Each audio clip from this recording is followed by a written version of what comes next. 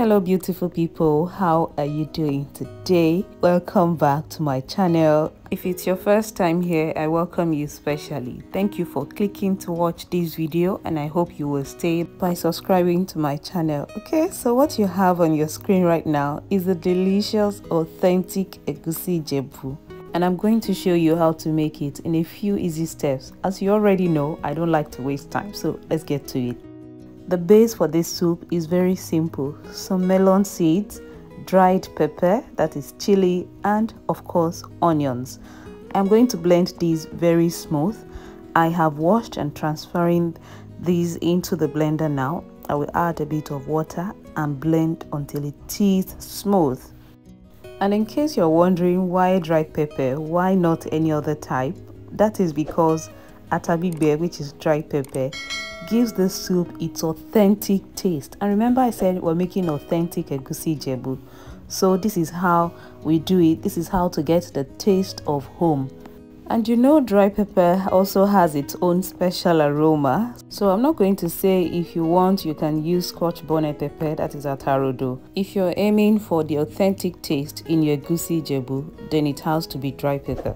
Please subscribe to my channel if you have not, so you can see more of my recipes. I'm done blending and this is really smooth. I'm going to transfer it into a pot. Look at how smooth that is. Even the pepper seeds, everything smoothly blended. I'm going to rinse out the blender with some water and pour that in. I'll add some palm oil. Ingredients list and measurement will be in the description box. Without adding any other thing, I'm going to leave this to boil for about 7 minutes. Once it boils, then I can add salt and stock cubes, and this is because if I had added those earlier, the egusi will be lumpy. It will form lumps, and that is not what Egusi Ijebu is known for. It is also a good time to add the proteins, and I'll be using some Cowleg. There is no limit to the type of protein you can use for this soup, but if you want to take it to a whole new level, make sure to add some dry fish. Dry fish has a way of elevating this soup with its special aroma and great taste. I also added some brown Ijebu ponmo, which I have washed, and some water to cook this soup. Remember, the fish is dry, we need it to get soft, and of course further cook the Cowleg a bit more. I covered this and allowed it to boil on medium heat for about 15 minutes.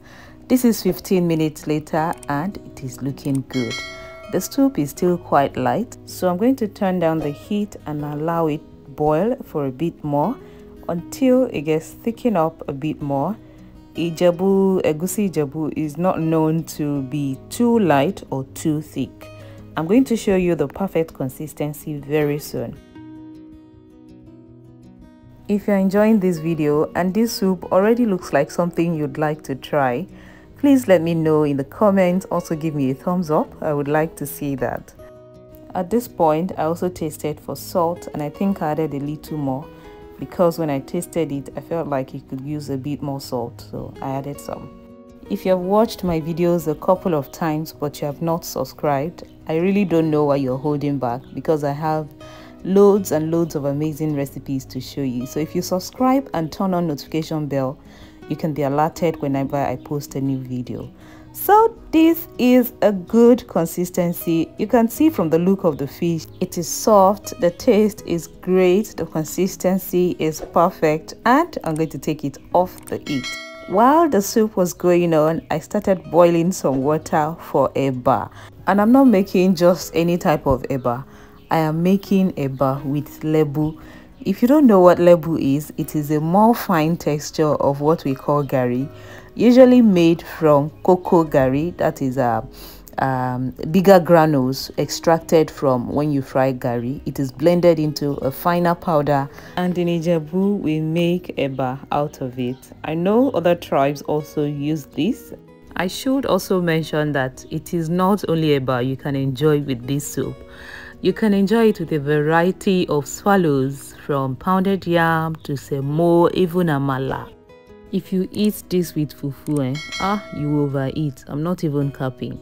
Just that I stopped buying aku to eat in Lagos, except I go home or my mom visits and bring me some.